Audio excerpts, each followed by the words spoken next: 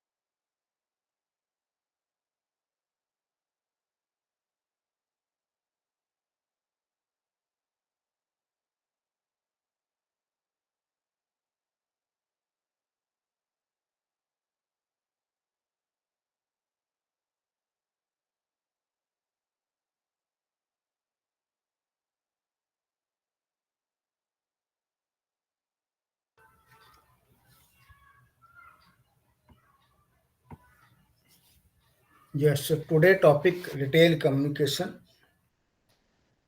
As you are aware that retail means there are four chain. One is firm, then second is distributor, then third is stockist, and fourth is the retailer. So retail communications में sales display का बहुत important role होता है जिसको आज हम इसमें discuss करेंगे थोड़ा ओवरव्यू लेते हैं इसका कि what is retail communication as well as this sales display. So we are very much aware that retailing of pharmaceutical product in India has undergone a significant change in the last 2 decades. Retail means जैसे like sales agent हो या फिर कोई medical practitioner हो that all are doing retailing. Not only there has been a quantitative increase in the number of retail medicine stores, but also their size, locations, nature of selling operations, exteriors as well as interiors, and merchandise display, etc., have been a qualitative improvement. देखिए इसमें है क्या basically if you talk about pharmaceutical product so firm ने दे दिया distributor को distributor ने stockist को दे दिया जो बहुत बड़ी मात्रा में मेडिसिन को अपना स्टॉक के रूप में रखते हैं उसके बाद में आपने देखा होगा there are so many retail shop जैसे आपने अपने जहां भी आप रहते हैं वहां बहुत सारे मेडिकल स्टोर्स देखे होंगे दीज ऑल द रिटेल और ये रिटेल अपने बड़े बड़े पैम्पलेट अपने बड़े बड़े होर्डिंग लगा करके अपने आप का और दवाइयों का और कंपनियों का प्रचार प्रसार करते हैं ये so these are basically retail और रिटेल को हम आगे पढ़ेंगे कि इनके क्या इम्पोर्टेंस हैं और किस तरह से ये हमारे जो फर्म है उसके प्रोडक्टिविटी को बढ़ाते हैं इंक्रीज करते हैं और क्या इनके इवन लिमिटेशंस या कुछ ऐसे इम्प्लीकेशंस भी हो सकते हैं जो सोसाइटी को एक्सेप्टेबल ना हो जैसे आपने देखा होगा there are so many retail medical store they are not having license they are just opened, and if there is license, then license is related to other person. So this is the situation. So in which this situation we will take the overview of this topic. So improvement, however, has been more pronounced in the retail medicine stores located in the metropolitan cities and urban town. However, there we noticed that an increasing use of various methods for attracting customer traffic at the store. One of such method is the sales display. तो उसके बारे में कि जो हम किसी भी medical या फार्मास्यूटिकल ड्रग का या किसी भी मेडिसिन का हम लोग अगर प्रचार प्रसार करते हैं, तो वहाँ मेडिकल स्टोर भी प्रमोशंस में उतना ही इम्पोर्टेंट रोल प्ले कर रहे हैं जितना कि बाकी लोग कर रहे हैं, जैसे कि आपकी फर्म है या आपके जो डिस्ट्रीब्यूटर्स हैं, स्टॉकिस्ट हैं, और मेडिकल रिप्रेजेंटेटिव तो 1-to-1 सेलिंग यानी पर्सनल सेलिंग के थ्रू कंपनी का प्रचार प्रसार कर रहे हैं. But at the same time these retail medical store are also doing the same by using the sales display. So sales display क्या होते हैं, इसको समझते हैं. Believing in the concept to come and get it, we have it display are the store presentation and exhibitions of the product along with the relevant information. Effective display increase the interest of the shoppers in the product on the display and lead to increasing the level of pass by the ratio. Hence the sales display have come to form an integral part of store atmospheric and play a useful role in medicine retail store promotions. However, in the case of pharmaceutical product, a sales display is made only for over the counter product, जिसको हम लोग short में बोलते हैं OTC, over the counter products. So meaning of display आपने देखा होगा, medical stores के जो होर्डिंग्स लगे होते हैं उसमें भी क्लियर कैटेगरी लिखा होता है कि यहाँ किस किस टाइप की ड्रग्स अवेलेबल हैं, किस किस टाइप की मेडिसिन अवेलेबल हैं. तो उन डिस्प्ले के थ्रू जो कंपनी का प्रचार और प्रसार या हम लोग उसके प्रोडक्ट का प्रचार और प्रसार करते हैं, means sales display are also playing important role for promotion and marketing of the product. So इस टॉपिक में बेसिकली हम पढ़ेंगे what is the significance and purpose of display, what are the principles of display design, types of display, and outline the planning and execution phases of effective sales display management. So बहुत छोटा सा topic है ये, ज़्यादा बड़ा नहीं है, क्योंकि आप अगर देखें कॉमन वे में आप देख रहे हैं कि sales display means kind of hoarding, but उस होर्डिंग को लगाने के भी कुछ रूल्स एंड रेगुलेशंस हैं. व्हाट दे आर, क्या किस तरह के टाइप्स, किस तरह के वो होर्डिंग्स हो सकते हैं. इस ओटीसी को चूंकि बार बार इसने शॉर्ट फॉर्म यूज करेगा ये ओटीसी, इसको हमें एक बार रिमेंबर करने की जरूरत है. Over the counter product,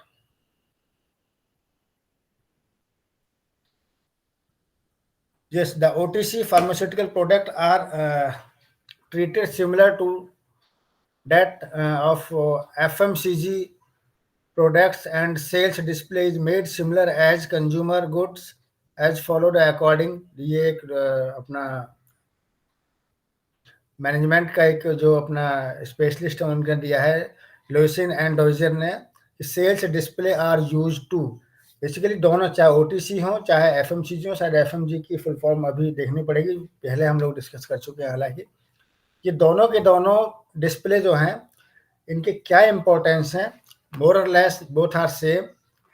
basic purpose है सेल्स डिस्प्ले का कि कंपनी का जो उनकी जो आउटरीच है वो बढ़ाई जाए एमंग द पीपल, जो भी वहाँ से पास कर रहे हैं उनको अट्रैक्ट किया जाए, उनको मोटिवेट किया जाए to take the product. So what is the basic aim, basic importance of this display. पहला है मैक्सिमाइज द प्रोडक्ट एक्सपोजर. हम इसके थ्रू प्रोडक्ट का मैक्सिमम एक्सपोजर करते हैं.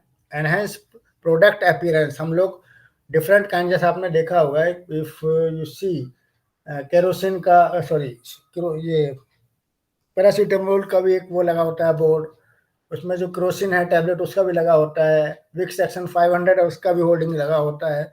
उनके प्रोडक्ट को पहले दिखाते हैं और उसका प्रोडक्ट का एक्सपोजर भी करते हैं। स्टिमुलेट प्रोडक्ट इंटरेस्ट, उसमें इंटरेस्ट क्रिएट करते हैं कि अगर आपको कोल्ड है, कफ है, तो यू टेक एक्शन 500। अगर कोई होगा उस समय अफेक्टेड तो डेफिनेटली ही और she will by that product. Exhibit product information, product की बहुत सारी इंफॉर्मेशन बताते हैं। फैसिलिटेट सेल्स ट्रांजेक्शन, जो सेल्स हमारी हो रही हैं उनको फैसिलिटेट करते हैं कि जैसे ही प्रमोशन होगा लोग जानेंगे तो डेफिनेटली सेल्स बढ़ेगी।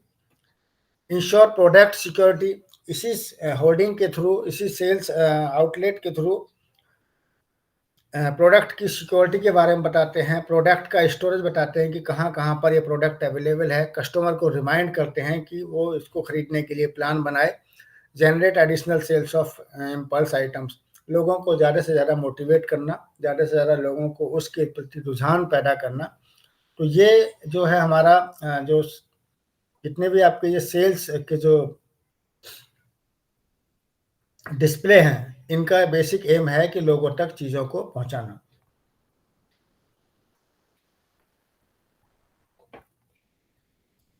इन परसूट द एबव ऑब्जेक्टिव, जो भी ऑब्जेक्टिव हमने अभी पढ़े हैं, display perform a 3-fold job, ये 3 जॉब करता है डिस्प्ले।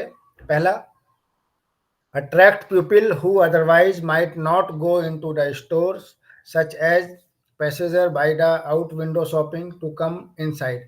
ऐसे बहुत सारे लोग हैं जो स्टोर पर नहीं जाते हैं, जिन्हें पता नहीं है कि किस पर्टिकुलर मेडिसिन का कौन सा प्रोडक्ट किस लिए काम आता है, लेकिन वो ऐसे स्टोर से उनको पता चल जाता है कि हाँ ये भी एक प्रोडक्ट है और इस प्रोडक्ट को हमें खरीदना चाहिए। After they inside the store, whether they come to the buy the product or just to look, expose them to buying suggestion by counter display and the literature। तो अगर वो स्टोर में जाते हैं तो वहाँ भी बहुत सारे आपने देखा होगा काउंटर डिस्प्ले होते हैं। काउंटर पे बहुत सारे होर्डिंग छोटे छोटे वो लगे होते हैं डिफरेंट डिफरेंट मेडिसिन के, डिफरेंट डिफरेंट प्रोडक्ट्स के।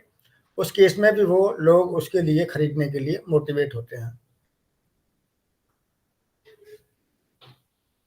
थर्ड है, those who came to buy something induce them to buy a larger supply by a smart packing or display to buy additional product। एक तीसरा ये इंपॉर्टेंट रोल ये है इनका display का कि आदमी खरीदने कुछ जाता है, उसको तो खरीदता है जिसे खरीदना जाता है, लेकिन साथ में अगर उसको कुछ और ऐसा चीज दिखता है जिसको वो खरीद सकता है तो वो उसको भी खरीद लेता है। सपोज करिए कि हम खरीदने गए हैं फीवर की टैबलेट या फीवर की मेडिसिन मेडिकल स्टोर पर, और हमको लगा कि अचानक यहाँ पे एलर्जिक वो भी है, ऑइंटमेंट भी है, या कोई चोट लग गया तो उसके लिए भी कोई एंटीसेप्टिक क्रीम या ट्यूब है, तो हम साथ में वो भी ले लेते हैं अगर उसका डिस्प्ले हमें दिख जाता है कि ये इसके लिए काम आता है।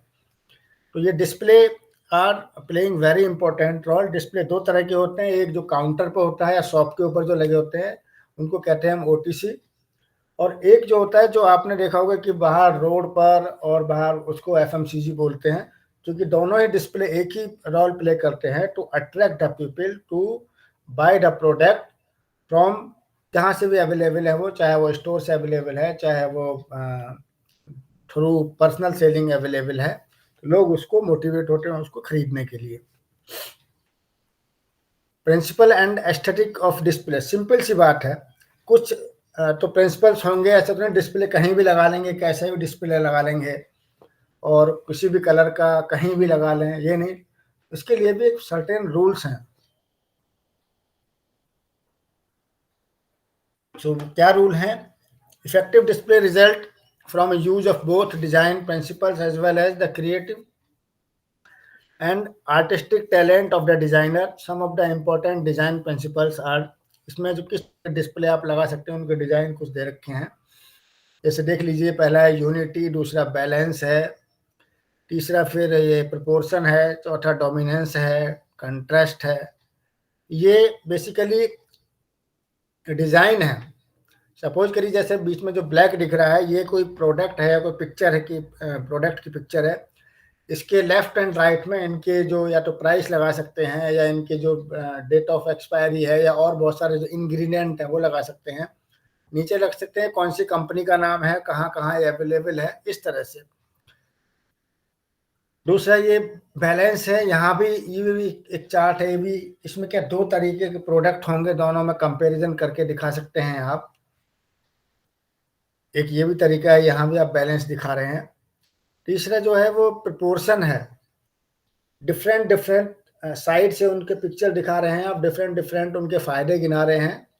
तो ये सब जो है, एक ये डोमिनेंस में बहुत सारे इस पिक्चर में देख रहे हैं 4 प्रोडक्ट है, लेकिन 4 में एक सबसे अच्छा है जो पिरामिड रूप में लिए हुए है। बाकी 3 जो सर्किल हैं या स्फेयर हैं उनका इतना इंपॉर्टेंस नहीं है। तो यहाँ डोमिनेंस है कि हमारा प्रोडक्ट ही सबसे अच्छा है जो मार्केट में जितने भी अवेलेबल हैं। ये भी एक होल्डिंग टाइप है। देन कंट्रास्ट, अपने आप को बहुत ज़्यादा डार्क में शो करना और बाकी को कंट्रास्ट में शो करना, बहुत लाइट शो करना, ये भी एक डिस्प्ले का मेथड है।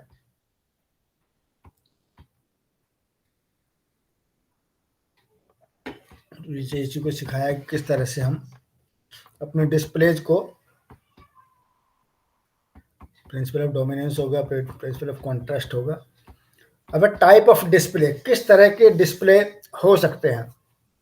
देखिए, एक डिस्प्ले वो होता है जो सिर्फ पिक्चर दिखाए और उसमें उसके, अगर हम मेडिकल की बात करें, फार्मास्यूटिकल फील्ड की बात करें, तो कोई मेडिसिन की या ड्रग की पिक्चर दिखा रहे हैं, उसमें आप उनके इंग्रेडिएंट के बारे में दिखा रहे हैं। दूसरा, एक ऐसा दिखा रहे हैं कि जिसमें बड़ा सा हेडिंग हो, किसी मान लो किसी डिजीज का नाम हो और उसके साथ उसके कुछ मेडिसिन के साथ उसमें जोड़ दिए कि ये मेडिसिन में काम आ सकती हैं। तो लेट अस डिस्कस। फर्स्ट है, इसमें 2-3 टाइप दिखाए हुए हैं। जैसे एक है assortment display. In this type of display, a retailer put on display a wide variety of merchandise for the customer.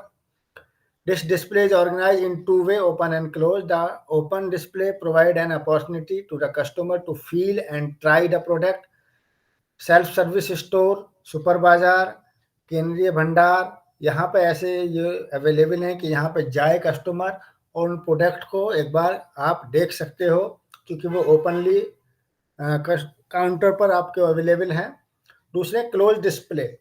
ये क्लोज डिस्प्ले कौन से होते हैं? Keep the product with in the glass window, और पैकेज प्री पैकेज फॉर्म में होते हैं, यानी कि आप उनको देख सकते हैं, सिर्फ छू नहीं सकते उनको, आप यूज करके नहीं देख सकते, but at the time open display, उनको ओपन को आप यूज करके देख सकते हैं। तो ये क्लोज डिस्प्ले में ज्वेलरी, यानी कि जो ज्वेलरी है और जो डायमंड्स हैं, जो इतने भी जो या फ्रेजाइल्स जो प्रोडक्ट हैं, वो हमेशा क्लोज डिस्प्ले में आते हैं। तो इन दोनों को अगर हम कहें तो असॉर्टमेंट डिस्प्ले हो गया ये। दूसरा है theme display. These display work on principle of unifying the merchandise on display around a common themes or event, and accordingly call for the creation of appropriate mood or atmosphere in the store.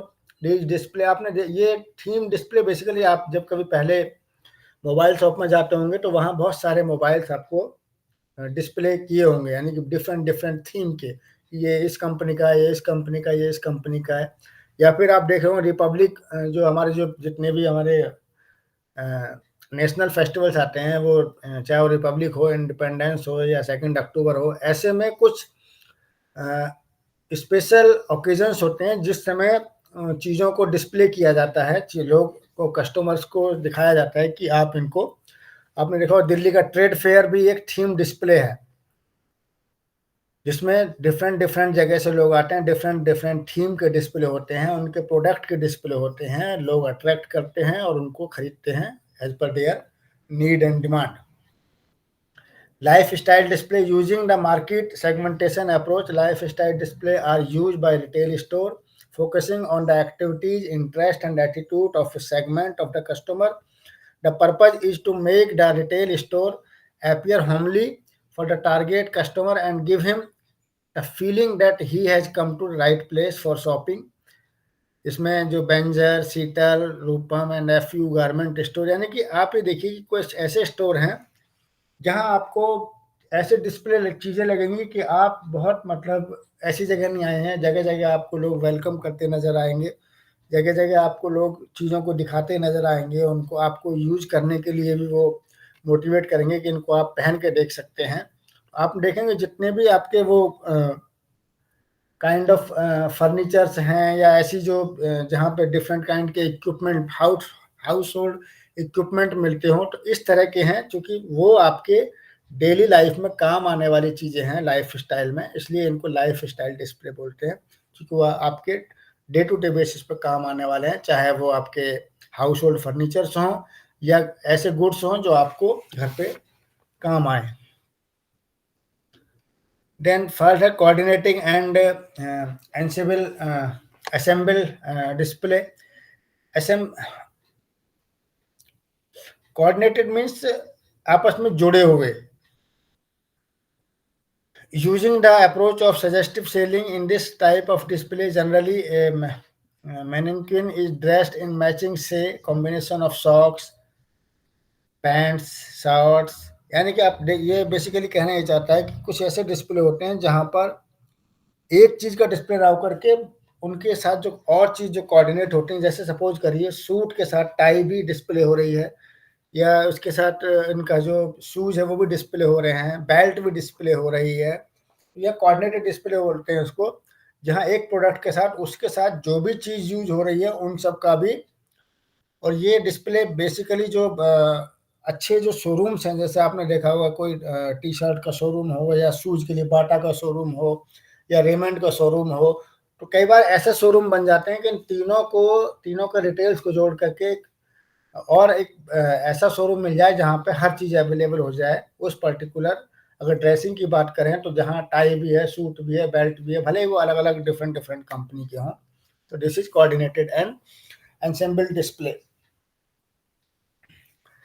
Further, unit display, unlike the related display, the unit display merchandise that identical in size, color, shape, use, etc. आपने देखा हो जब बिल्कुल unit display में, जैसे बच्चों का है, चाइल्ड का है, कोई शोरूम या कोई शॉप जहाँ पे सिर्फ बच्चों का ही मिलेगा, यानी एक ही जैसी चीज़ मिलेगी, या फिर कोई अगर सॉक्स की दुकान है तो वहाँ सिर्फ सॉक्स ही मिलेंगे, अगर बैग्स है तो बैग्स ही मिलेंगे, शर्ट है तो शर्ट ही मिलेंगे, सिर्फ एक ही चीज़ मिलेगी वहाँ पे। बिल्कुल ये कोऑर्डिनेटेड डिस्प्ले का एकदम अपोजिट है कि यहाँ कोऑर्डिनेटेड में उससे रिलेटेड जो भी चीज़ जुड़ी है वो सब मिलेंगी, लेकिन यूनिट डिस्प्ले में पर्टिकुलर वही चीज़ मिलेगी। Classified dominance display. This type of display focus on exhibiting a large variety of breadth and depth of the product lines carried by the store. This is organized on product basis, which are put in vertical order for display on the walls, on the selling floor, or sometimes all over. In case of baby foods in medical store, this display usually seen. वो कहने का मतलब वही है कि जो बच्चों से रिलेटेड अगर कोई बेबी फूड है, वहीं क्लासिफाइड चीज़ें मिलेंगी वहाँ पे, ऐसा नहीं कि वो हर चीज़ मिल जाए। आपने देखा होगा कि अगर कोई शॉप है जहाँ पे जो फूड से रिलेटेड है वही चीज़ मिलेंगी, या आपने देखा होगा कि जहाँ पर आपके जो पेट्स हैं, पेट्स से रिलेटेड ही मिलेंगे। Even there are some medical store जहाँ पर आपने देखा होगा कि वहाँ पे ड्रग्स एंड मेडिसिन सिर्फ उसकी मिलेंगी जो ह्यूमन से या मीन्स जो ह्यूमन बॉडी को, और कुछ ऐसे मेडिकल स्टोर्स हैं जहाँ पे सिर्फ और सिर्फ पेट्स की दवाई मिलेंगी। वहाँ पे जो मैन हैं या जो मेल हैं, उन मेल फीमेल जो पीपल्स हैं उनकी दवाई नहीं मिलेंगी। तो these are the classified dominance display. Rack display. Rack display में there are mainly use by clothing and household. यहाँ बेसिकली डिफरेंट रैक में डिफरेंट प्रोडक्ट मिलते हैं। ये बेसिकली मॉल्स में होते हैं कि एक रैक में एक चीज़ मिलेगी, दूसरे रैक में एक चीज़ मिलेगी। ये ऐसे डिस्प्ले नहीं होता है कि कोई चीज़ देख लो, बट रैक्स में रखी रहेंगी चीज़ें। ये बेसिकली मॉल्स में होती हैं ज़्यादातर, चूँकि वहाँ रैक्स में एक साइज़ की एक रैक में, दूसरे साइज़ की दूसरे रैक में, तीसरे साइज़ की तीसरे रैक में, इस तरह का ये रैक डिस्प्ले होता है। कट केस एंड ये इसी का पार्ट है। तीसरा है white tape display. An interesting development in the retailing in the developed countries in growing use of audio-visual merchandising. These display use technology to speak and show shopper the available merchandise. These pre-recorded audio devices, including the safe takers and rear screen projections. इसमें यह है कि एक चलती रहेगी एक screen type में, और वो बार-बार उस चीज़ को दिखाएगी, और उन्हीं चीज़ों को दिखाएगी जो चीज़ वहाँ पे अवेलेबल है। सो ये एक रिकॉर्डेड होता है जिसको हम वीडियो टेप डिस्प्ले बोलते हैं।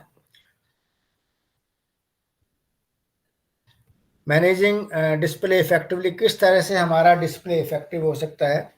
सो as a manager what we have to think. So पहला है प्लानिंग, दूसरा है एग्जीक्यूशन। प्लानिंग का डिस्प्ले के कुछ रूल्स हैं, जैसे optimum use of display space, use of cost effective fixtures to display for which provided maximum exposure to the merchandise, type and pattern of display to be used, and their suitability with both the available store space as well as the layout। Basically ऐसा display बनाए जो फालतू की चीज़ें उसमें ना हो, maximum information को कवर करें, कॉस्ट इफेक्टिव हो, डिस्प्ले का जो पैटर्न है वो अट्रैक्टिव हो, cost and frequency of change of display, अगर हमें चेंज करना पड़ जाए तो हमें जो आप ये इसका जो एग्जांपल आप देखो, फ्लैक्स देखो, फ्लैक्स के होर्डिंग्स ऑलरेडी लगे हुए हैं परमानेंटली, और वहाँ बहुत ही कॉस्ट इफेक्टिव फ्लैक्स आपको चिपकाना है। जैसे उसका टाइम पीरियड खत्म हो जाए, दूसरा या कोई नया प्रोडक्ट आ जाए, उस फ्लैक्स को हटा लीजिए और उसको इस होर्डिंग पे पेस्ट कर दीजिए। So cost and frequency change of display in retail store, ये भी उसका एक होना चाहिए प्रिंसिपल में। इनको कैसे एग्जीक्यूट करें, सिंपल सी बात है कि वो जो जगह है वो एक तो जगह ऐसी हो जो इजीली एक्सेसिबल हो, सब उसको देख पाए। दूसरा, कोई जो जहाँ जगह है वहाँ प्रायर प्रायर परमिशन से होर्डिंग लगाएं या फिर अपनी खुद की जगह पे होर्डिंग्स लगाएं। और तीसरा, जो किसी ऐसी डिस्टर्ब या एक तरह से डिस्प्यूटेड जगह पे अपने होर्डिंग्स ना लगाएं। तीसरा, ऐसी उनको टाइम टू टाइम क्वालिटी उनको चेक करते रहें, लोग उसको मतलब हार्म ना पहुंचाएं। तो ये कुछ डिस्प्ले के जो एग्जीक्यूशन के जो रूल हो सकते हैं, उसको और इसमें और क्या ऐड दिया है। ensuring adequate space of merchandise to be displayed as well as in inventory, means adequate stock of mercantile होना चाहिए ताकि उसको प्रॉपर डिस्प्ले कर सकें। मार्किंग एरिया, कौन से एरिया में लगाना है, और डिफरेंट डिस्प्ले एंड फिक्चर्स, यानी कि जो हाँ फिक्चर्स ऑलरेडी पहले से आपके लगे हो जिस पर आपको जस्ट पेस्ट करना है। Checking the quality and features of display, quality को चेक करना है आपको, उसकी जो पिक्चर क्वालिटी है वो अट्रैक्टिव हो। Organizing men and material for display, तो ये तो बट ऑब्वियस है कि उसको डिस्प्ले को मैन एंड मटेरियल के द्वारा ही उसको वहाँ पर पेस्ट किया जाएगा और उनको लोगों को रेडीली अवेलेबल किया जाएगा। Instructing staff store of handling of display, जो आसपास के जो स्टोर्स हैं उनको बाकायदा इंस्ट्रक्शन दी जाती है कि you have to take care कि कोई उसको हार्म ना पहुंचाए, कोई उसको। Avoid ratio in edited book sales promotions handbook cited the following requirement. एक अच्छे डिस्प्ले होने के लिए क्या क्या रिक्वायरमेंट हो सकते हैं। It must be easy to set up, sturdy to stand up, should have its own easel and base, यानी कि ऐसा ना हो कि दो पेड़ों पे लगा दिया, पेड़ अगर हिल रहे हैं तो वो आपका होर्डिंग भी चला गया, या किसी दूसरे के आपने लगा दिया, उसने अपना हटा लिया अपना बेस, तो आपका होर्डिंग भी छूट गया। तो अपना खुद का बेस होना चाहिए, ऐसा हो जो खुद भी स्टैंड कर सके। It should be illustrate the product in use if there is a slightest change, अगर कोई चेंज होता है तो वो भी आप उसमें नोट कर लीजिए। इसीलिए पहले कहा गया है कि ऐसा आप डिस्प्ले लगाएं जो इजीली चेंजेबल हो, ज़्यादा कॉस्ट उसमें इफेक्ट ना आए। It should be informative and including the price, informative हो, और मोस्ट इम्पॉर्टेंट है कि उसकी प्राइस हो, कलरफुल हो, वेल डिजाइंड हो, सिंपल हो। ये सब क्वालिटी हैं डिस्प्ले की।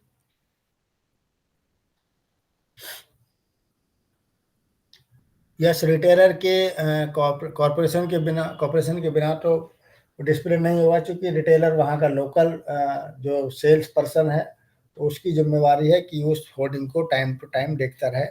Motivating the trainers and retailers, उनको ट्रेनिंग दीजिए, मोटिवेट कीजिए ताकि वो उस डिस्प्ले को टाइम टू टाइम चेक करते रहें। ऐसा भी ना हो कि बहुत ओल्ड डिस्प्ले लगा रहे और चीज़ें बदल चुकी हैं और अभी वो सेम डिस्प्ले दिखा रहा है, उसका भी ध्यान रखने की ज़रूरत है।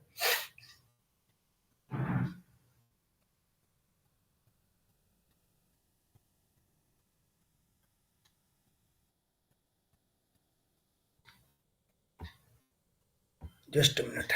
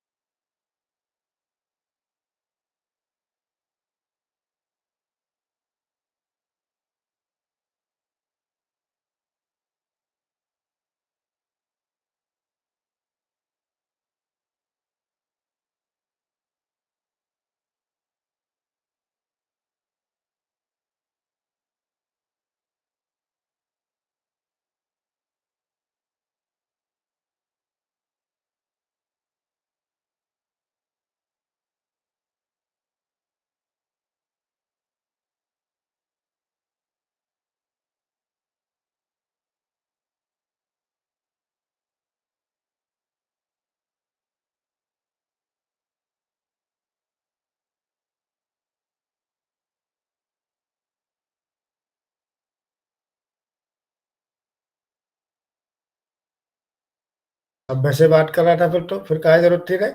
हम सोचे कि शायद तू गाड़ी में दिखे है ये। हाँ। हैं? हाँ। नहीं, मैं सोचा कि गाड़ी में है और फैमिली में साथ के हैं, इसलिए इस तरह से बात कर रहा है।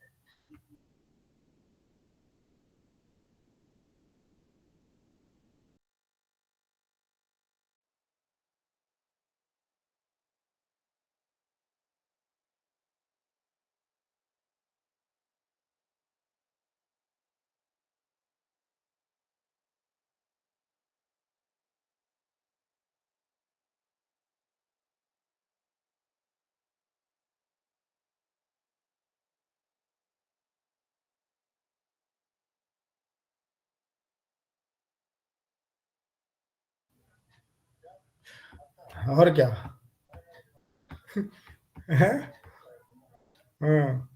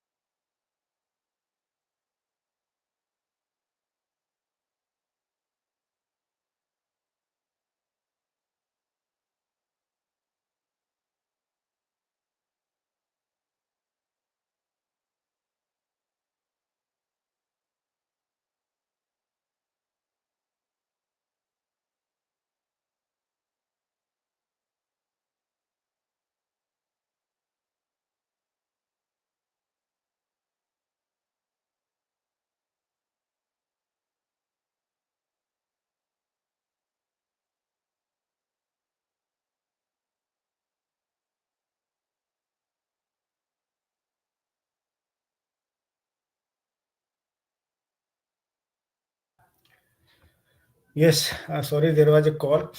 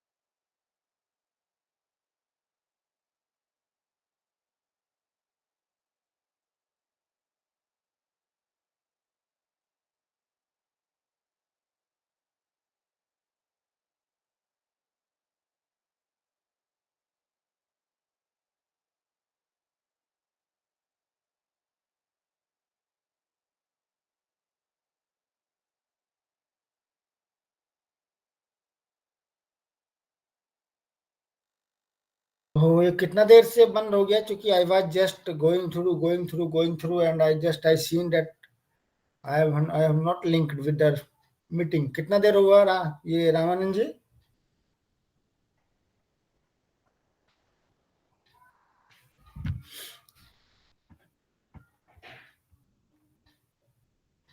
सर 15 मिनट हो गया सर।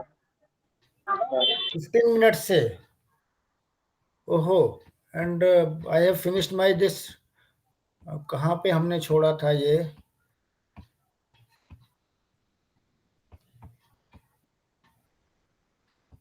कहाँ पे छोड़ा था हमने? सर टॉपिक था सर ट्रेनिंग, ऐसे कुछ लिखा हुआ था सर, वहां से ही छूटा है सर। एक सेकंड में दोबारा शेयर कर देता हूँ इसको। Just minute. हम तो इसको फिनिश कर दिए। देखिए ये कहाँ पे थे हम लोग? मोटिवेटिंग द रिटेलर हमने कहा, कंपनी प्रैक्टिस कहा, ट्रेनिंग रिटेलर्स की हमने बात की, and managing display active effectively हमने कहा। कुछ याद है किसी को कहाँ पे छूटा? सर ट्रेनिंग रिटेलर सर, वही बता रहे थे आप। ओके। या चलिए, बहुत ज़्यादा नहीं छूटा है चूंकि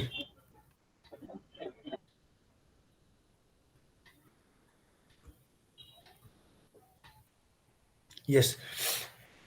सो चूंकि जो डिस्प्ले का काम कर रहा है that is the person who is known as retailer. So retailer की training is very important because if she is trained, so he will use effectively this kind of hoardings and all to promote the product. But there are some issues with this sales display. What are the, because some retailers are very enthusiastic, some are not, some are lacking, some are showing their less interest, least interest. So why the pupils are showing poor interest? So there are some reasons. So उनको मैंने बता रहा था कि unreasonable terms of participation, company के साथ proper participation retailer का नहीं होता है, इनको अट्रैक्टिव रिवार्ड नहीं मिलते हैं, और जो डिस्प्ले इनको दिए जाते हैं वो इनके स्टोर के अकॉर्डिंग, स्पेस के अकॉर्डिंग मिसमैच होते हैं। दूसरा, जो डिस्प्ले इनको मिलता है वो कॉम्प्लिकेटेड होता है बहुत ज़्यादा, चूँकि वो उनके जो शॉप है, उनके जो रिटेल जो स्पेसिस हैं वहाँ पर वो फिक्चर्स सेटअप नहीं किए जा सकते। दूसरा, मोनोटोनस रिपीटेशन होता है, एक ही तरह का वहाँ पे अगर सेल्स डिस्प्ले होगा तो वो भी जो आपके रिटेलर्स हैं वो they show very least interest, क्योंकि दे वांट, बिकॉज पीपल और customer want some new creativity, some new ideas about the product. So अगर मोनोटोनस है तो उसको भी वो नहीं इंटरेस्ट लेते हैं। द नेक्स्ट इज, जो उनको लगाने आते हैं उनको वो उल्टा पुल्टा लगा के चले जाते हैं उनको, तो इसलिए भी वो इंटरेस्ट उनका नहीं होता है। अनक्लियर इंस्ट्रक्शंस, आपने देखा हो कई बार कोई डिस्प्ले लग गया तो वो लगा ही पड़ा है सालों से उसको, जबकि एक टाइम बाउंड होना चाहिए। अच्छे कंपनी, अच्छी फर्म की ड्यूटी ये होती है कि अगर कोई भी प्रोडक्ट में कुछ भी चेंज होता है तो इमीडिएटली उस डिस्प्ले मटेरियल में चेंजेस किए जाएं या फिर उसको रिमूव करके नया लगाया जाए। Receipt of incomplete display kit, कई बार होता है कि एक डिस्प्ले किट उनको मिली, इसमें स्टैंड नहीं है, कई बार फ्लैक्स नहीं है, कई बार फ्लैक्स को जोड़ने के लिए नट को, जो स्टैंड को जोड़ने के लिए नट होते हैं वो भी नहीं है। तो ऐसी इनकम्प्लीट डिस्प्ले अगर मिलेगी, सेट किट मिलेगी, तो भी हमारे जो रिटेलर्स हैं वो उसके साथ वो अनहैप्पी फील करते हैं।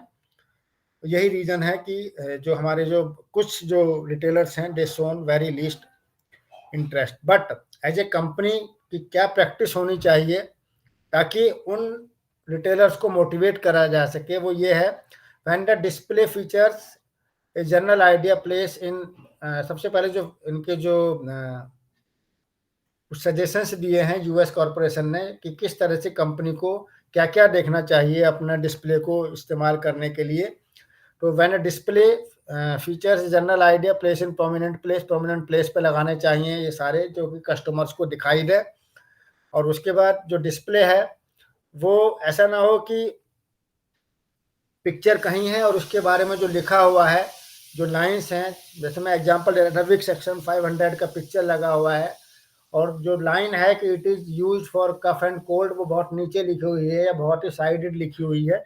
इसको ध्यान रखने की ज़रूरत है कि जो उसकी जो प्रॉपर्टीज़ हैं वो उसके साथ ही हों। All display should be placed where they can be seen. ऐसे डिस्प्ले ऐसी जगह लगाओ जो कस्टमर को दिखें और उसको देख सकें, ताकि वो सब लोगों को विजिबल हों। जितने भी डिस्प्ले हों ऐसे डिस्प्ले ना लगाएं कि दूसरों को डिस्प्ले को वो ओवरलैप कर रहे हैं, दूसरों को हाइड कर दें, तो ये भी एक देखने की ज़रूरत है। तीसरा है कि डिस्प्ले हमेशा अपनी सीलिंग पर लगाएं, ऐसा ना हो किसी दूसरे की सीलिंग पर लगा दें या ट्रीज पे लगा दें या किसी के घर पे बांध दें, तो वो that is not good. Display कभी भी ऐसे में ना लगाएं कि वो बैक साइड की तरफ उसका फेस हो गया और जो जो जहाँ से लोग जा रहे हैं उधर तरफ उसका बैक साइड हो गया।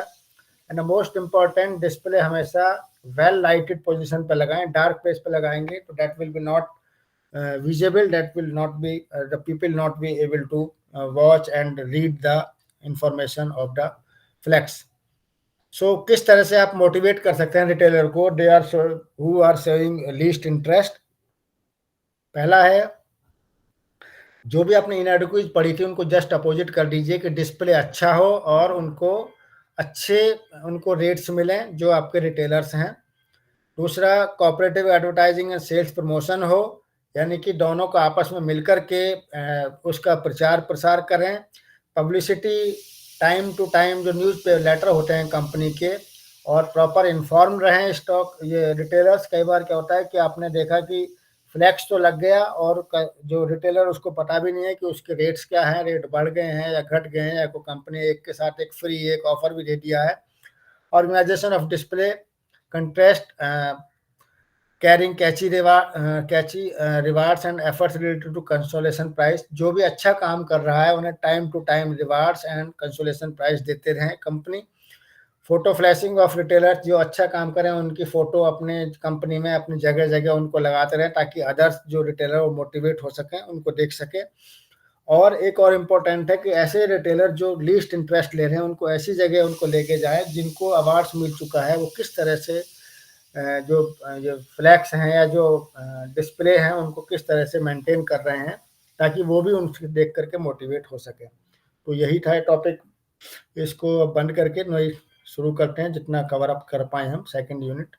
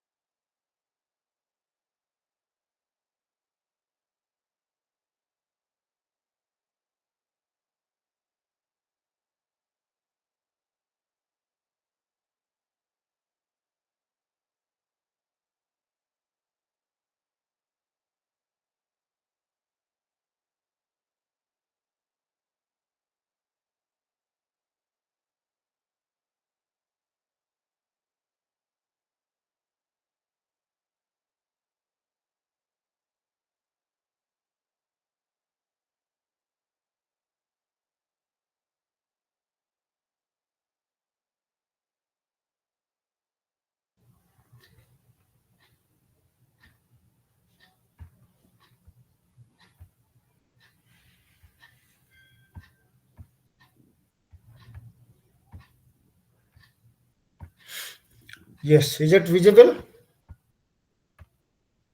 Yes, sir. So next unit is job analysis and recruitment and selection.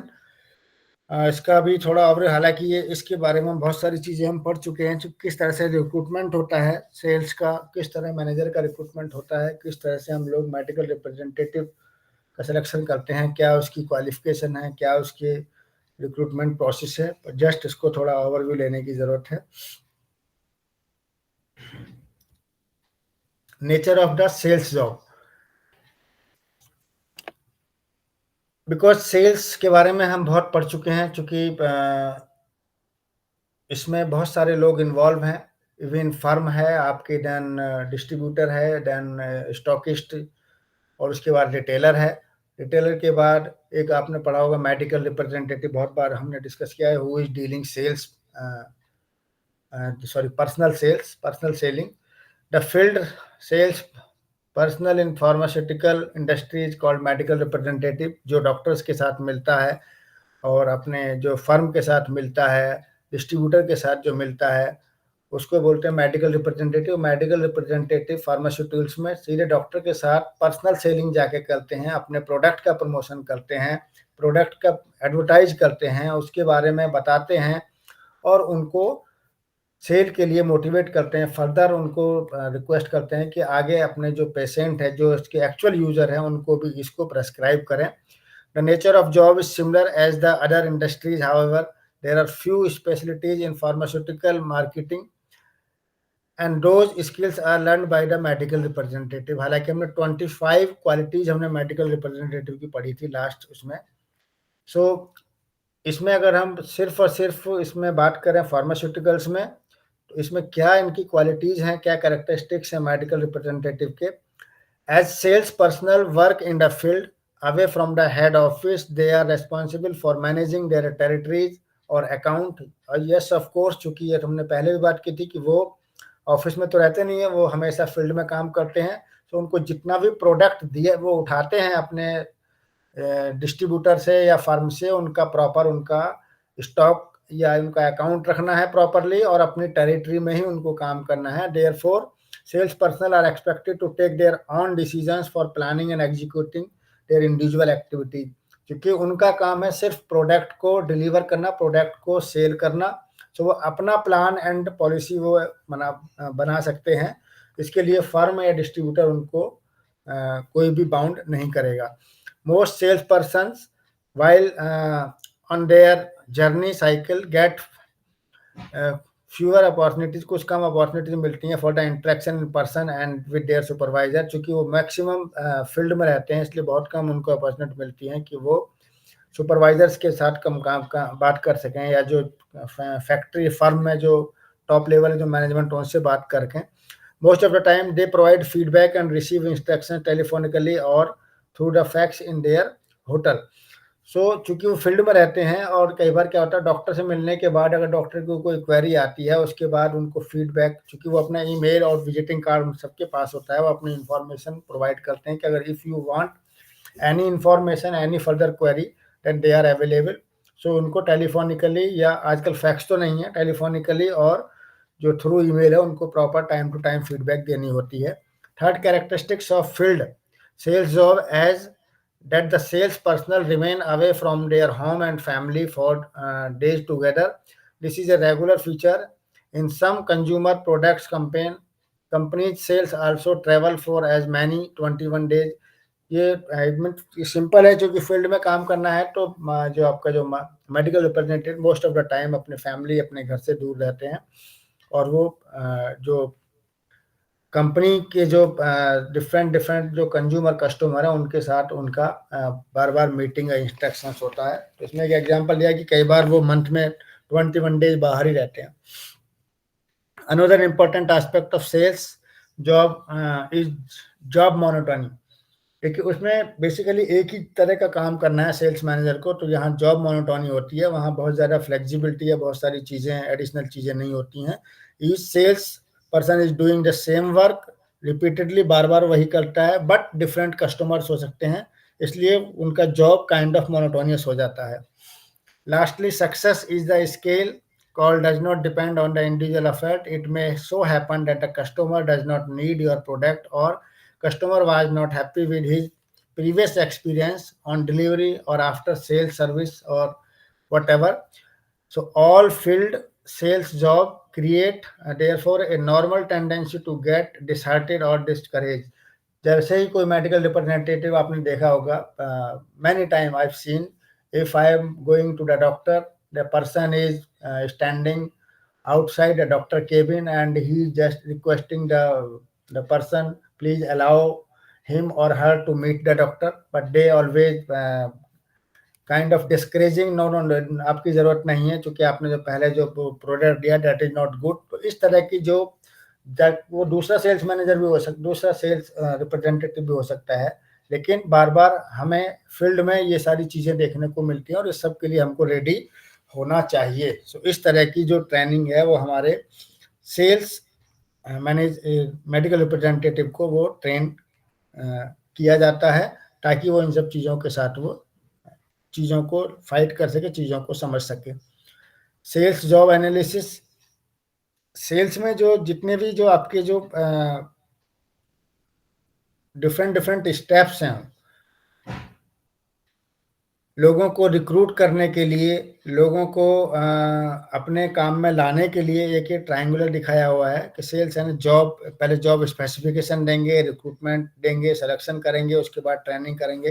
This is not for medical representative या pharmaceutical, it is applicable everywhere. Job analysis take place every organization, every department, because इसके लिए 4 aspects हैं। सबसे पहले हमें कौन चाहिए, उसके लिए जॉब स्पेसिफिकेशन, कैसे क्या रिक्रूटमेंट प्रोसेस होगा, किनका सिलेक्शन करेंगे, सिलेक्शन करने के बाद ट्रेनिंग देंगे, उनके बाद फिर उनका जॉब का इवैल्यूएशन करेंगे, उनका फिर कंपनसेशन, या अगर अच्छा काम कर रहा है तो उनको हम ज़्यादा पर्क देते हैं, मोटिवेशनल प्रोग्राम भी कराते हैं ताकि उन सारे लोग एक जैसा परफॉर्म करें। दूसरा, उनके जॉब्स को कई बार हम लोग बार बार चेंज भी करते हैं कि जो जहाँ फिट हो वो वहीं पर उसको हम रखें। तो यही जॉब एनालिसिस है कि हम उनको बार बार एनालिसिस करते रहें कि right person at right job. ये बेसिकली जॉब एनालिसिस है कि हम सही आदमी को सही जगह पर रखें so that we get maximum output और maximum profit. So basic responsibilities हैं सेल्स पर्सन की, ये हम हालांकि पहले ही पढ़ चुके हैं। डायरेक्ट सेलिंग में कैसे होता है कि लोकेटिंग प्रोस्पेक्ट्स कहाँ पर, determining the prospect need, planning, selling strategy, interviewing, हम लोग बात करते हैं अपने कस्टमर के साथ, उसके बाद में हम लोग उसकी डिज़ायर क्रिएट करते हैं, फिर उसको मोटिवेट करते हैं कि ये चीज़ आपकी अच्छी है, उसके बाद में हम अपनी सेल को कंप्लीट कर देते हैं। ये पहले भी हमने पढ़ा है। Recruitment is not new thing. Recruitment means having the person for purposefully for a specific job or by a specific way is called recruitment। और ये बेसिकली हम लोगों को हायर करना, लोगों को रखना, लोगों को जॉब में इंडल्ज करना, और इसमें बहुत सारे एक्टिविटीज़ हैं। रिक्रूटमेंट एक बहुत ही कॉम्प्लेक्स प्रोसेस है, it is not a simple way. सबसे पहले एडवर्टाइजिंग करनी पड़ती है हमें, उसमें उसके बाद उसमें हमें इसको देख लेते हैं पहले। हम frequently use source for, yes, पहले एडवर्टाइजिंग की किसी पर्टिकुलर जॉब के बारे में, हम डिफरेंट सोशल मीडिया, अपने खुद के ऑफिस की वेबसाइट पर, अपने ऑर्गेनाइजेशन की वेबसाइट पर। लेकिन एडवर्टाइजिंग के भी कुछ रूल्स हैं, सर्टेन रूल्स हैं जो हमने पिछले प्रीवियस क्लासेस में पढ़े थे कि वो कम कॉस्ट वाला एडवर्टाइज होना चाहिए, मैक्सिमम इंफॉर्मेटिव होना चाहिए, लोगों को इजीली अवेलेबल होना चाहिए। बट यहाँ हम इसको इस तरह से लेंगे कि जो रिक्रूटमेंट का जो एडवर्टाइजमेंट है वो सारी इंफॉर्मेशंस को इन्वॉल्व करे, नेचर ऑफ जॉब को बताए, क्या क्वालिफिकेशन है, कितना उसमें पेमेंट नॉर्म्स होंगे, ये सारी चीज़ों को उसमें वो स्पेसिफिकली बताए। इस तरह का एडवर्टाइजमेंट होना चाहिए। एम्प्लॉयमेंट एजेंसी, कौन सी एजेंसी है वो जहाँ वो रिक्रूटमेंट होना है, या कोई एजुकेशनल इंस्टीट्यूशंस है जहाँ पर लोगों को रिक्रूट करना है।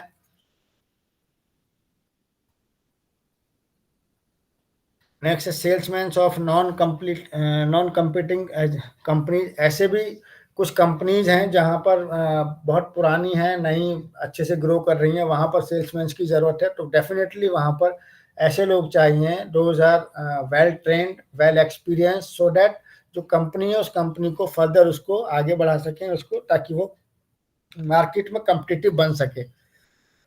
कुछ सेल्समैन कॉम्पिटिटिव कंपनीज के लिए चाहिए, यहाँ बहुत ज़्यादा कंपटीशन है डिफरेंट कंपनीज के बीच में, तो यहाँ भी ऐसे लोगों को रखने की ज़रूरत है जो कॉम्पिटिटिव एनवायरनमेंट को समझने की परख रखते हों, डिसीजन मेकिंग जिनकी अच्छी हो, क्रिएटिविटी जिनके पास हो, so that they make compete with other company products and other things like promotions, उनके कौन सा प्रमोशन स्ट्रेटजी अपनाएं ताकि हम दूसरी कंपनी से अच्छा लोगों को दिखा पाएं, किस तरह के हम लोग जो ये पर्क्स हैं वो दे पाएं अपने, या किस तरह के बेनिफिट्स हैं अपने कस्टमर को हम दे पाएं। ये ऐसे सेल्समैन हम रखें जो इन सब चीज़ों के साथ अवेयर हों।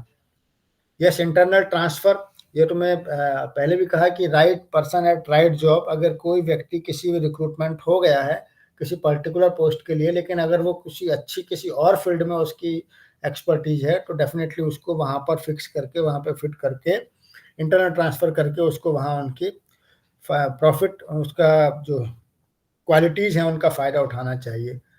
रिकमेंडेशंस ऑफ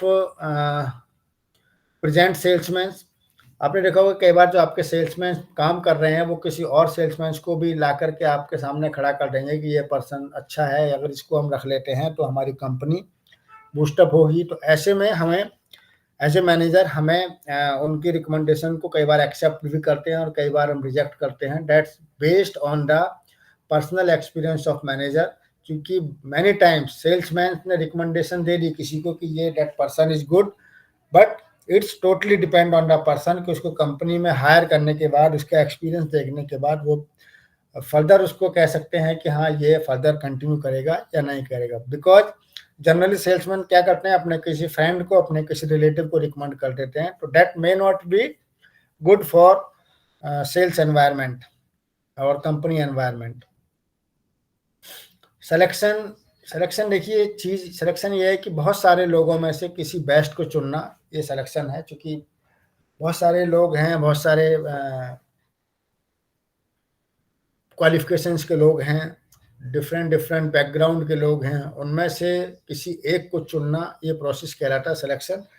तो उसमें critical analysis and evaluation of each tool and procedure, यानी कि बहुत लंबा प्रोसीजर तो है ही, आपने देखा होगा सिलेक्शन प्रोसेस। पहले कोई भी आप एग्जाम, कोई भी अगर आप रिक्रूटमेंट ले लें, उसमें पहले प्रीलिम्स होगा, फिर मेंस होगा, फिर फिजिकल होगा, फिर इंटरव्यू होगा, उसके बाद में भी फर्दर डॉक्यूमेंटेशन, देयर में भी वेरियस स्टेजेस। तो ये एक सिलेक्शन का एक प्रोसेस है जिसमें पर्सन को गुजरना होता है ताकि हम लोग राइट पर्सन को हम लोग सेलेक्ट कर पाए for the job, for the our work.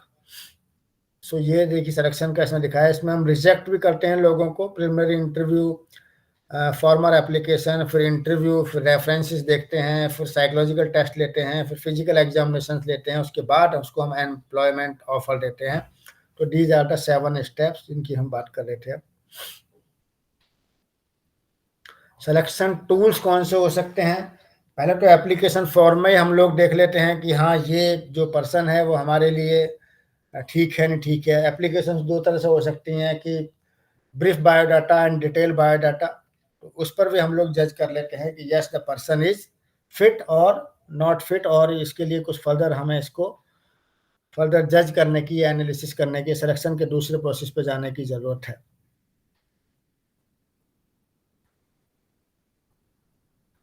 The second method is interview.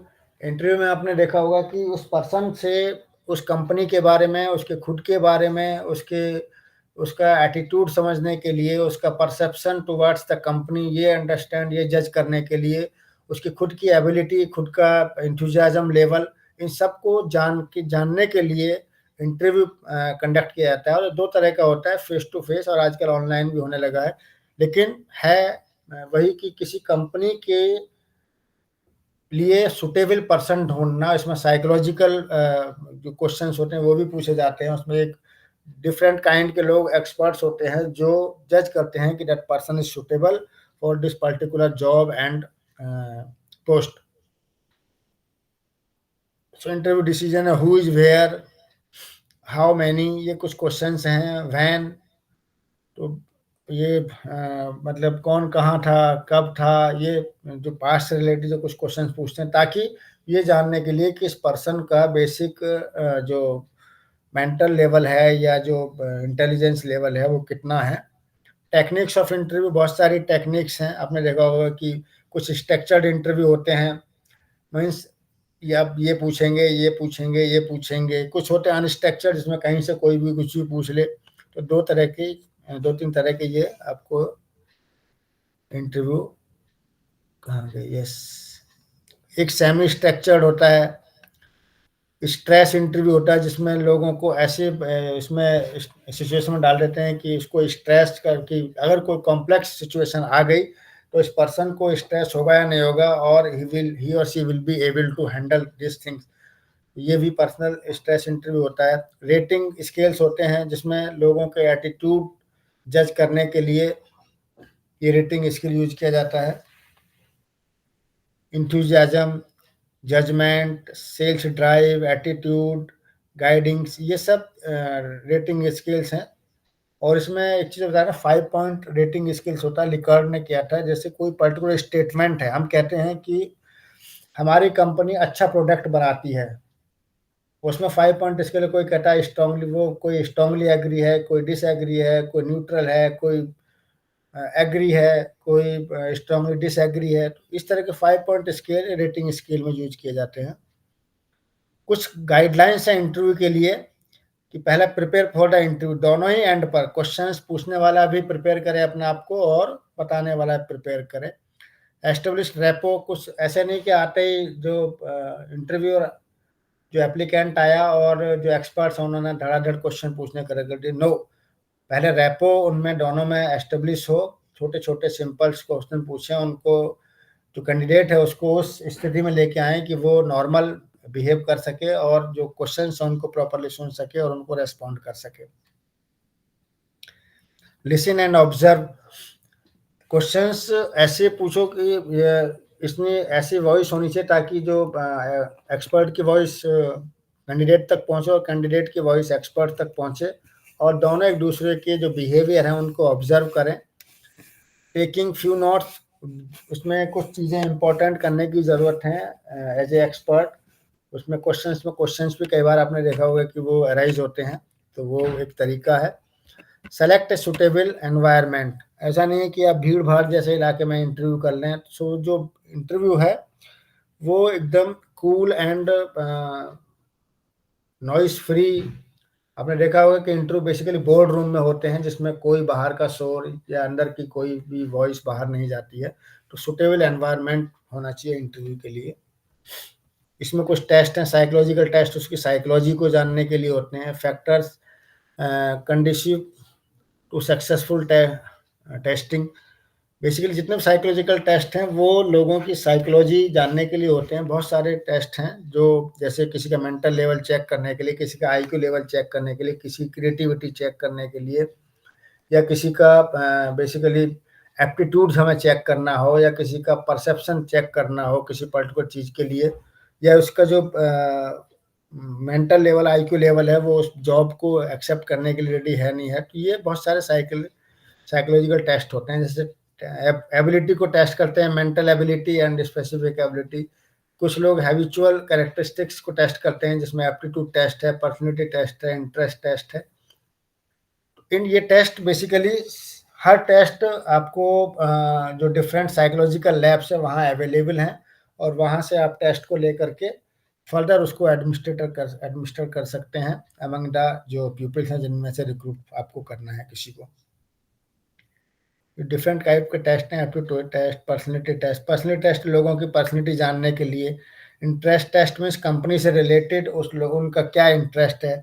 Achievement test means वो कौन कौन सी ऐसी चीज़ें उनके पास है जिससे हमारी कंपनी बेटर अचीव करेगी इन द फ्यूचर। एक है evaluation of psychological test. Validity एक टर्म है ये जानने के लिए कि जो हम टेस्ट यूज कर रहे हैं वो वैलिड है भी या नहीं है। इसको एक सिंपल तरीके से समझ लीजिए, अगर हम 8th क्लास के बच्चे को 9th क्लास में एडमिशन देना चाहते हैं, उसके लिए हमने कोई टेस्ट बनाया है, तो वो टेस्ट सिर्फ 8th क्लास पास आउट पर वैलिड होगा, उसको 6th क्लास पे एडमिशन नहीं कर सकते, उसको 10th क्लास पे एडमिशन नहीं कर सकते। 6th क्लास पे करोगे तो बहुत कम मार्क्स आएंगे, और 10th क्लास पे करोगे तो हाईएस्ट फुल मार्क्स आ जाएंगे। सो ऐसे केस में जो टेस्ट जिस लेवल के लिए बनाया गया, जिस पर्पज के लिए बनाया गया है, जिसके लिए बनाया गया, उसी पर एडमिनिस्टर हो रहा है, तो वो टेस्ट वैलिड है, अदरवाइज उसकी वैलिडिटी क्वेश्चनेबल है। रिलायबिलिटी, रिलायबिलिटी का मीन्स ये है कि एक टेस्ट अगर 1000 बार आप उस टेस्ट को आप करो, सेम जैसे रिजल्ट आएंगे, वो टेस्ट रिलायबल है। चाहे इस सिचुएशन में करो, आज करो, कल करो, परसों करो, या आफ्टर द मंथ करो, उनके जो रिजल्ट्स हैं वो ऑलवेज इक्वल आएंगे। That is reliability. How the psychological test should be use.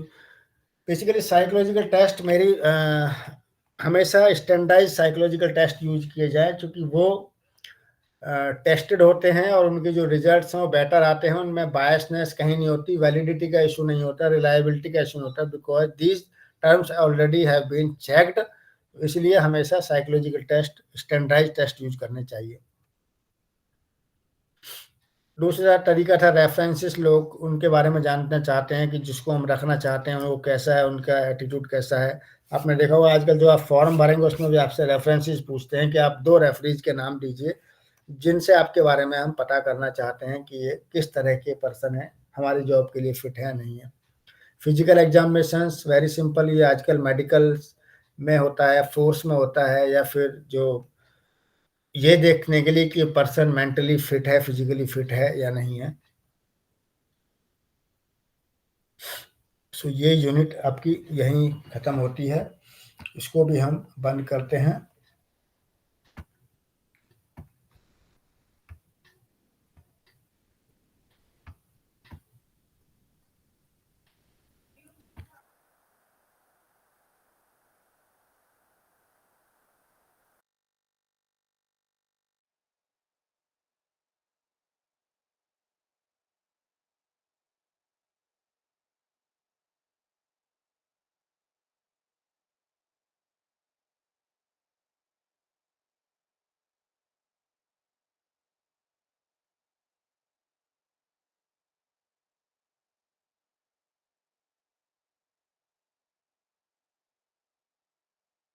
एक यूनिट 12 बची है, इसको भी थोड़ा सा ओवरव्यू ले लेते हैं, क्योंकि हमारे पास अभी कितना, अभी 10 मिनट के आसपास हैं।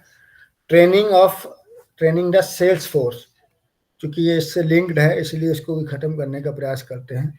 सो बेसिकली जो भी सेल्स फोर्स में, चाहे मेडिकल रिप्रेजेंटेटिव हो या एजेंट हो या डिस्ट्रीब्यूटर्स हो, इनको हम सेल्स फोर्स कहते हैं। जो हमारे सेल्स को हमारे कस्टमर तक पहुंचाने के लिए जो भी लोग काम कर रहे हैं वो सब सेल्स फोर्स है, उनकी भी ट्रेनिंग की जरूरत है टाइम टू टाइम। इसमें क्या है, लॉजिक ऑफ ट्रेनिंग। देखिए ट्रेनिंग तो इसलिए जरूरत है क्योंकि टाइम टू टाइम आपका जो एटमॉस्फेयर है, एनवायरनमेंट है कंपनी का, वो कम्पिटिटिव होता जा रहा है, नए नए प्रोडक्ट आप लॉन्च कर रहे हैं। उसके बाद जो आपकी जो नीड है कस्टमर की, वो भी चेंज होती जा रही हैं। सो बिफोर ट्रेनिंग, उसके बाद training, then after the training, और उसके बाद आप निकालेंगे कि इस ट्रेनिंग का क्या इम्पैक्ट पड़ा लोगों के, सेल्स पर्सन हैं, सेल्स फोर्स हैं। So definitely training take very important role. That's why the many organization, many means all organization, all firms are doing that. They are using training, orientation, induction, and kind of workshop about the new product and new strategies and new environment. So training is important for every firm, और इससे हर लोगों की training की जाती है इसमें, जो भी उसमें इन्वॉल्व है। बेसिकली ट्रेनिंग प्रोसेस क्या है कि नए प्रोडक्ट के बारे में बताना, नए जो हमारे जो कंपटीशन है उनके बारे में बताना, जो नए हमारे हर्डल सामने सामने हो सकते हैं, या सोशली पॉलिटिकली बहुत सारी चीज़ें हमारे सामने जो एज ए हर्डल के रूप में, क्या नए नए अपॉर्चुनिटी हैं, इन सब चीज़ों के बारे में क्या हमें नॉलेज और चाहिए, क्या स्किल हमें और चाहिए, कौन से नए मटेरियल चाहिए, उन मटेरियल को कैसे यूज करेंगे, नई टेक्नोलॉजी आज हमारे पास आ गई है उसको हम कैसे यूज करेंगे, और फर्दर बाद में फीडबैक, इनको हमें यूज करने से क्या सब लोगों की एक राय है, सब लोग उसी चीज़ को सहमत हैं जिस चीज़ को हमने ट्रेनिंग के दौरान उसको साझा किया, उनके साथ इंटरेक्शन किया। सो ट्रेनिंग का एक सेट प्रोसेस है, और that is being implemented in every firm and organization. Area of sales training, very simple, companies की नॉलेज के बारे में होता है, प्रोडक्ट की नॉलेज और उसके एप्लीकेशंस के बारे में होता है, सेल्स टेक्निक्स के बारे में होता है और रिपोर्टिंग सिस्टम जिसकी हम बात कर रहे हैं। चारों चीज़ों के बारे में ट्रेनिंग होती है। कंपनी में क्या-क्या नया आया, प्रोडक्ट में क्या-क्या नया आया, क्या उसकी एप्लीकेशंस हैं, किस तरह से उसको फर्दर सेल्स करना है, अगर उसमें कुछ नई चीज़ इनबिल्ट की है, और नेक्स्ट रिपोर्टिंग सिस्टम किस तरह से फीडबैक कंपनी को पहुँचनी चाहिए, इसकी training time to time firms and organization देती हैं। Process of identify training needs, कैसे पता चलता है कि ट्रेनिंग की ज़रूरत है?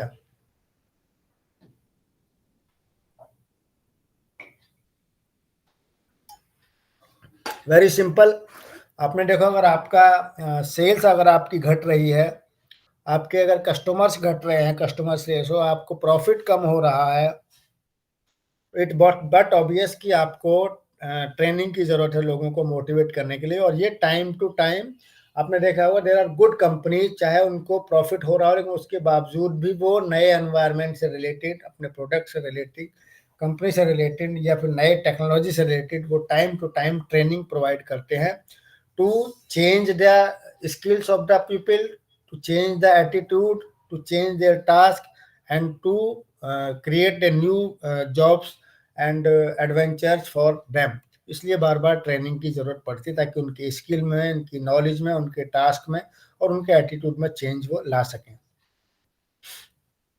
इससे जॉब डिस्कशन होता है। कई बार ट्रेनिंग से कोई पर्सन किसी पर्टिकुलर फील्ड में ज़्यादा अच्छा होता है तो उसको हम इंटरनल ट्रांसफ़र भी करते हैं। That is possible by the training only. Training के कुछ फैक्टर्स हैं जॉब डिस्क्रिप्शन में। मोटिवेट करते हैं हम लोग, डिस्ट्रीब्यूटर को ट्रेन करते हैं, इन्वेस्टिगेट करते हैं किस तरह की क्वालिटी कंप्लेंट्स हैं, वो भी ट्रेनिंग के माध्यम से हमको पता चल जाती है। जो कुछ लोग आकर के खुद फिर डिस्कस करते हैं। प्रोवाइड, हमेशा सेल्स सर्विस के बाद कौन-कौन सी चीज़ें उनको ध्यान रखने की ज़रूरत है, इसकी फर्दर ट्रेनिंग हम देते हैं। तो बेसिकली ट्रेनिंग की जो नीड्स हैं वही हैं कि क्या-क्या ट्रेनिंग, क्यों ट्रेनिंग हो। Method of identifying training needs, किस तरह से, एक तो हम सेल्फ ऑब्जर्वेशन, खुद हमने देखा है एज ए मैनेजर कि हमारे यहाँ कहीं कुछ ट्रेनिंग की ज़रूरत है, चूँकि लोग प्रॉपर इंटरेस्ट नहीं ले रहे हैं। हमारे जो लोग हैं वो रिडंडेंट हो चुके हैं, इसलिए भी ट्रेनिंग की ज़रूरत है। वो सेल्फ ऑब्जर्वेशन हो गया, जिसके एडवांटेज भी होते हैं, क्योंकि जो हमने देखा वो कई बार सत्य नहीं होता है। और ये डिसएडवांटेज हुआ, एडवांटेज ये है कि हमें सही समय पे हमारे कंपनी में रिडंडेंसी की पता चल जाता है कि लोग अब उतना उत्साह से उतने चीज़ से काम नहीं कर रहे हैं। दूसरा है रिपोर्ट्स, रिपोर्ट्स से हमें पता चलता है कि हमारे लोगों को ट्रेनिंग की ज़रूरत है। उसके भी सेम एडवांटेज डिसएडवांटेज हो सकते हैं। कई बार report may not be based on fact, so यहाँ ये एक डिसएडवांटेज है। अगर वो फैक्ट पर है तो डिसएडवांटेज के रूप में आ जाती है कि हमें पहले से ही उनकी ट्रेनिंग नीड्स की पता चल जाती है। सर्वे एंड क्वेश्चनेयर्स, कई बार हम डिफरेंट काइंड के सर्वे एंड क्वेश्चनेयर्स करते हैं।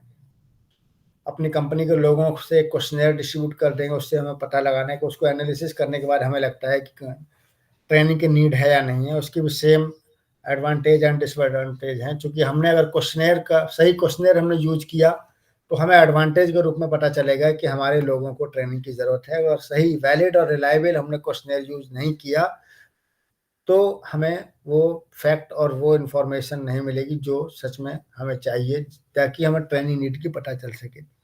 कई बार हम फेस टू फेस इंटरव्यू करते हैं तो आपने देखा होगा उसके भी एडवांटेज डिसएडवांटेज हैं। कई लोग इंट्रोवर्ट होते हैं जो काम अच्छा करते हैं लेकिन एक्सप्रेस नहीं कर पाते। कई लोग एक्सट्रोवर्ट होते हैं जो बोलते तो बहुत हैं लेकिन काम बिल्कुल नहीं कर पाते। तो फेस टू फेस इंटरव्यू में भी ये एक थोड़ा-सा लैक्यूना है कि लोग को सही फीडबैक नहीं मिल पाती। एक फ़ोकस ग्रुप, एक हमने एक बड़ी-सी टीम बना दी, वो लोग जाकर के देखते हैं कि और डिस्कस करते हैं कि आपकी कंपनी में कैसा चल रहा है, क्या चल रहा है। उसमें भी लोगों के अलग-अलग ओपिनियन होते हैं, उससे भी एक राय, एक ओपिनियन हमें नहीं मिल पाती कि ट्रेनिंग नीड्स की ज़रूरत है या नहीं है।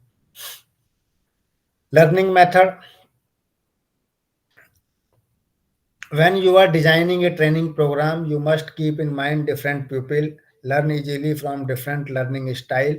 मीन्स जब आप ट्रेनिंग, आपको ये पता लग गया कि हमें ट्रेनिंग करनी है तो उस ट्रेनिंग को हम इस तरह से करें कि वो जिसमें कुछ डोमिनेंट लर्निंग स्टाइल रह सकें, जैसे एक्टिविस्ट है, रिफ्लेक्टर है, जो थ्योरेटिकल चीज़ हैं, प्रैग्मेटिस्ट है, इन सब चीज़ों को इन्वॉल्व कर सकें अपनी ट्रेनिंग में, जिससे लोग एक्टिव रहें, लोग रिफ्लेक्ट कर पाएँ एक दूसरे को, थ्योरी लोगों को समझ में आ पाए और उसको लोग इजीली अपने फील्ड में, एक्चुअल फील्ड में, प्रैग्मेटिज्म मीन्स एक्चुअल फील्ड में उसको हम लोग कर सकें। ऐसा नहीं है कि हवा हवाई रहे, उसको हम प्रैक्टिस भी कर सकें। डिजाइनिंग एंड कंड्यूसिंग द प्रोग्राम, आप किस तरह से उसको डिजाइन करेंगे ट्रेनिंग को, वो सेल्फ लर्निंग मॉड्यूल्स हो सकता है। आपने किताब छापी और सबको दे दीजिए कि आप इसको पढ़ लीजिए, नई नई टेक्निक्स के बारे में, नए प्रोडक्ट के बारे में, इन सबको खुद पढ़ लीजिए, वो सेल्फ लर्निंग मॉड्यूल्स होता है। जैसे एक बुकलेट दे दी जो हम ट्रेंड करना चाहते हैं। दूसरा क्लासरूम ट्रेनिंग, हमने क्लास में सबको बैठा दिया और सबको हमने क्लासरूम में एक ट्रेनर को बुलाया और उससे हमने सबको लेक्चर दिलवाया और उनसे चीज़ों के बारे में उनको अवेयर किया। ये हमारा क्लासरूम ट्रेनिंग है। और generally till today, since historical time, ancient time से लेके आज तक, यही एक मेथड है जो आज तक यूज हो रहा है for training, classroom training. Classroom छोटा बड़ा हो सकता है, हॉल हो सकता है, बट इसी के थ्रू हम लोग अपने जो वर्कर्स हैं उनको ट्रेनिंग करते हैं। उसमें एक इम्पॉर्टेंट चीज़ होती है, सबसे पहले हम कंपनी का बैकग्राउंड देते हैं, प्रोडक्ट की इंफॉर्मेशन देते हैं, मार्केटिंग स्ट्रेटजीज हम लोग शेयर करते हैं एक दूसरे के साथ, उनके एडवांटेज डिसएडवांटेज जो प्रोडक्ट हैं उनके बारे में जानते हैं। और उसके बाद हम एक एक करके भी सब लोगों से उनकी राय ले सकते हैं कि आपका क्या व्यू है, आपका क्या व्यू है। उसके बाद में डिफरेंट काइंड के सेल्स प्रेजेंटेशन करते हैं, क्वेश्चन आंसर्स करते हैं। और सबसे इम्पोर्टेंट चीज़ टाइम मैनेजमेंट में ये ट्रेनिंग होती है और इसकी एक प्रॉपर रिपोर्टिंग भी होती है जिसको फर्दर हम लोग यूज करते हैं। इसमें planning, appearance, attitude, selling skill सब के बारे में डिस्कशन होता है। एक होती है ऑन द जॉब ट्रेनिंग, आप किसी को कुछ मत सिखाओ, किसी एक व्यक्ति के साथ रख दो जो ऑलरेडी ट्रेंड है, वो ऑन जॉब ट्रेनिंग होती है। उसमें उस जो नया रिक्रूटेड पर्सन है उसको वो सारी चीजें सिखा देता है, that is on job training. Trainers attitude ability, trainer में जो ट्रेनिंग दे रहा है हमको उसमें क्या क्या एबिलिटी होनी चाहिए। उसमें एनालिटिकल एबिलिटी इसलिए जरूरी है कि कोई भी हमारा ट्रेनर कोई भी क्वेश्चंस पूछ सकता है, उसकी कोई भी बेसिक एजुकेशन एबिलिटी, जिस भी फील्ड में वो काम कर रहा है उसकी बेसिक एजुकेशन उसके पास होनी चाहिए। दूसरा ट्रेनिंग टेक्निक्स, ऐसा नहीं कि वो आए और अपना क्लासरूम में अपना लेक्चर देकर चला जाए। जो ट्रेनिंग की टेक्निक्स है, बीच बीच में वो लोगों को मोटिवेट करे, बीच बीच में लोगों से क्वेश्चन पूछे, बीच बीच में लोगों के क्वेश्चंस के जवाब दे, एक्चुअल ग्राउंड लेवल पर लोगों को समझाए किस तरह की प्रॉब्लम्स आती हैं किसी प्रोडक्ट को लॉन्च करने में, सेल करने में, उन सब के बारे में चर्चा करें। तो ट्रेनिंग टेक्निक्स इंपॉर्टेंट है, मीन्स उसकी वॉइस अच्छी हो, काल्म हो, ये सब ट्रेनिंग टेक्निक्स में आती हैं। पार्टिसिपेशन इंश्योर करें, ऐसा ना हो कि वो जैसे कि एक वन साइडेड हो, टू साइडेड होना चाहिए, डिस्कशन के रूप में हो, क्वेश्चन आंसर्स हो, डिसीजन मेकिंग एक्सरसाइज हो, डिमॉन्स्ट्रेशन हो, केस स्टडीज के बारे में बात करें, तो ये आपकी पार्टिसिपेशन को बढ़ाती हैं। कोर्स ऑर्गेनाइजेशंस, उस पर्टिकुलर अगर कोई पर्टिकुलर प्रोडक्ट हमने डील अभी बनाया है उसके बारे में अगर कोई हमने लिखा है, कोई लिटरेचर लिखा है, कोई उसके बारे में कोई न्यूज़ लेटर बनाया है, तो उसके बारे में भी उसको बताए ट्रेनिंग में कि इसको किस किस तरह से हम इसको फर्दर आगे करना है। ट्रेनिंग फॉलोअप, ये ट्रेनिंग एक बार नहीं होती है, ट्रेनिंग कंटिन्यूस प्रोसेस है। आपने एक बार ट्रेनिंग दी अपने कैंडिडेट्स को, उसके बाद उसको एनालिसिस भी करिए, उनसे फीडबैक भी लीजिए और फिर अगर जरूरत पड़े तो उनको दोबारा रीट्रेंड करिए, ओरिएंट करिए उनको, ताकि हमें मैक्सिमम आउटपुट मिल सके। तो ये हमने ट्राई किया इसको भी कवर करने का। सो ये हमारे 3 यूनिट आज हमने कवर किए। बाकी मंडे हम लोग मिलते हैं मंडे, अगर कोई क्वेरी है तो आप पूछ लीजिए। Otherwise happy Shivratri to Mahashivratri to all and thank you very much being with us. Thank you, sir. Good night. Thank you. Thank you.